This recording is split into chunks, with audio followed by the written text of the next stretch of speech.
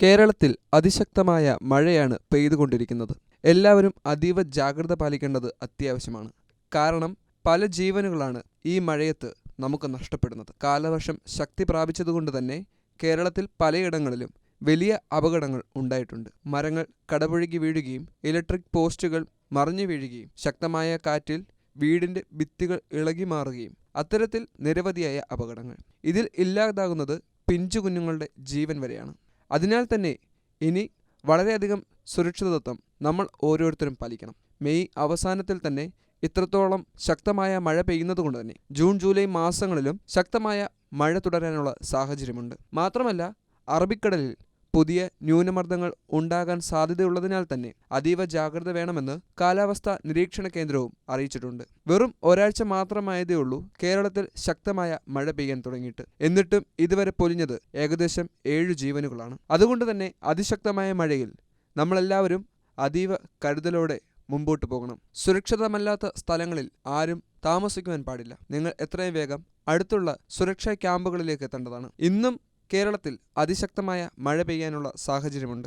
കാലവർഷം ശക്തി പ്രാപിച്ചതോടെ തിങ്കളാഴ്ച സംസ്ഥാനത്തെ എല്ലാ ജില്ലകളിലും തീവ്രമോ അതിതീവ്രമോ ആയ രീതിയിൽ മഴ പെയ്യാനുള്ള സാധ്യതയുണ്ടെന്നുള്ള മുന്നറിയിപ്പാണ് ഇപ്പോൾ ലഭിച്ചിരിക്കുന്നത്. പത്തനംതിട്ട, കോട്ടയം, ഇടുക്കി, എറണാകുളം, തൃശൂർ, പാലക്കാട്, മലപ്പുറം, കോഴിക്കോട്, വയനാട്, കണ്ണൂർ, കാസർഗോഡ് എന്നീ ജില്ലകളിൽ റെഡ് അലേർട്ടാണ് ഇപ്പോൾ പ്രഖ്യാപിച്ചിട്ടുള്ളത്. തിരുവനന്തപുരം, കൊല്ലം, ആലപ്പുഴ ജില്ലകളിൽ ഓറഞ്ച് അലേർട്ടും പ്രഖ്യാപിച്ചിട്ടുണ്ട്. സംസ്ഥാനത്തിന്റെ വിവിധയിടങ്ങളിൽ ജനങ്ങൾ മഴക്കെടുതിയിൽ വലയുകയാണ്.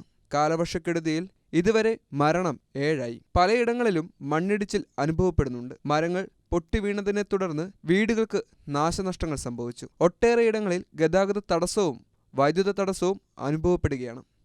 പലയിടങ്ങളിലും വൈദ്യുത കമ്പികൾ പൊട്ടിവീണ് ആശങ്കകൾ സൃഷ്ടിക്കുകയും ചെയ്യുന്നു. പൊട്ടിവീണ വൈദ്യുതി കമ്പിയിൽ നിന്നും ഷോക്കേറ്റാണ് 3 മരണങ്ങൾ രേഖപ്പെടുത്തിയിരിക്കുന്നത്. തൃശൂർ ഗുരുവായൂർ റൂട്ടിൽ റെയിൽവേ ട്രാക്കിൽ മരം വീണ് ട്രെയിൻ ഗതാഗതവും തടസ്സപ്പെട്ടു. തൃശൂർ അമല പരിസരത്ത് ആണ് സംഭവം നടക്കുന്നത്. റെയിൽവേ ട്രാക്കിൽ ഇലക്ട്രിക് ലൈനിലേക്ക് മരം വീഴുകയായിരുന്നു. മരം നീക്കാനുള്ള നടപടി ആരംഭിച്ചു കഴിഞ്ഞു. തൃശൂർ ഗുരുവായൂർ റെയിൽവേ പാതയിൽ ട്രെയിൻ ഗതാഗതമാണ് ഇപ്പോൾ തടസ്സപ്പെട്ടിരിക്കുന്നത്. എറണാകുളത്ത് കാറ് തലകീഴായി മറിഞ്ഞു. കളമശ്ശേരി അപ്പോളോ ജംഗ്ഷന് സമീപത്തെ മേൽപ്പാലത്തിൽ ഇന്ന് പുലർച്ചെ 5:15 കൂടിയായിരുന്നു അപകടമുണ്ടായത്.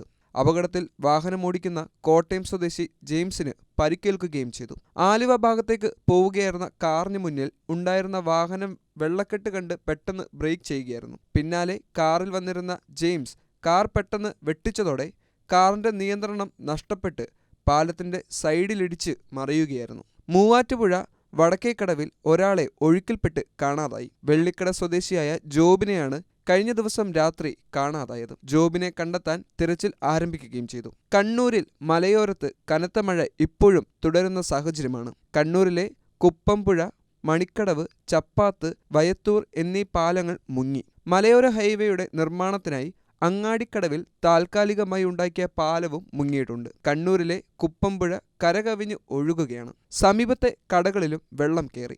വയനാട് മുത്തങ്ങ മന്മഥമൂല റോഡിൽ വെള്ളം കയറി. കല്ലൂർ പുഴ കരകവിഞ്ഞാണ് ഇവിടത്തേക്ക് വെള്ളം കയറിയത്. മന്മഥമൂല, ആലത്തൂർ, അത്തിക്കുനി, കല്ലുമുക്ക്, ഉന്നതി, ചിറമൂല എന്നീ പ്രദേശങ്ങൾ ഇപ്പോൾ ഒറ്റപ്പെട്ട നിലയിലാണ്.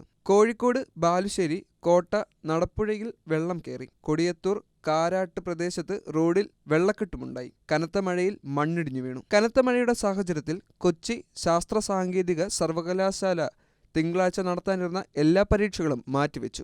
പാലക്കാട്, മണ്ണാർക്കാട്, കുമരംപുത്തൂർ, കുരുത്തിച്ചാലിൽ കാണാതായ യുവാവിനായുള്ള തിരച്ചിൽ വീണ്ടും ആരംഭിച്ചിരിക്കുകയാണ്. അഗ്നിരക്ഷാസേനയ്ക്കൊപ്പം പ്രത്യേക പരിശീലനം ലഭിച്ച മുങ്ങൽ വിദഗ്ധരും തിരച്ചിലിന്റെ ഭാഗമാകും. മണ്ണാർക്കാട് പോലീസിന്റെ മേൽനോട്ടത്തിൽ പാലക്കാട് നിന്നുൾപ്പെടെയുള്ള കൂടുതൽ അഗ്നിരക്ഷാ സേനാംഗങ്ങൾ എത്തിയാണ് തിരച്ചിൽ നടത്തുന്നത്. ജില്ലകളിൽ പുഴകൾ, വെള്ളച്ചാട്ടങ്ങൾ, ജലാശയങ്ങൾ എന്നിവിടങ്ങളിലേക്കുള്ള പ്രവേശനം നിരോധിച്ചിരിക്കുകയാണ് കളക്ടർ. ഇതിനോടകം തന്നെ സുരക്ഷാ സംവിധാനങ്ങളില്ലാത്ത കുരുത്തിച്ചാലിൽ 13 പേരുടെ ജീവനാണ് പൊലിഞ്ഞിരുന്നത്. 2 ദിവസമായി തുടർന്ന കനത്ത മഴയിൽ പുഴയിൽ കുത്തൊഴുക്ക് ഇപ്പോൾ ശക്തമാകുന്ന സാഹചര്യമാണ്. എല്ലാവരും അതീവ ജാഗ്രത പാലിക്കേണ്ടതും അത്യാവശ്യമാണ്. പ്രത്യേകിച്ചും മഴയുള്ള സാഹചര്യങ്ങളിൽ യാത്രകൾ ഒഴിവാക്കുക. യാത്രകൾ അത്യാവശ്യമായി ചെയ്യുന്നവർ വളരെ സുരക്ഷിതമായി തന്നെ വാഹനമോടിക്കുക. അമിതവേഗവും അതുപോലെ തന്നെ വളരെ ശക്തമായ മഴയത്ത് വാഹനമോടിക്കുന്നതും അപകടത്തിന് കാരണമാകും. അതുകൊണ്ട് തന്നെ ഇത്തരത്തിലുള്ള എല്ലാ ജാഗ്രതയും എടുത്തതിന് ശേഷം മാത്രമേ വാഹനമോടിക്കുന്നതടക്കമുള്ള കാര്യങ്ങൾ ചെയ്യാവുകയുള്ളൂ. മാത്രമല്ല, പുഴയിലും തോടുകളിലും കടലിലും കായലിലും പോകുന്നവർ അതീവ ജാഗ്രത പാലിക്കേണ്ടതും അത്യാവശ്യമാണ്.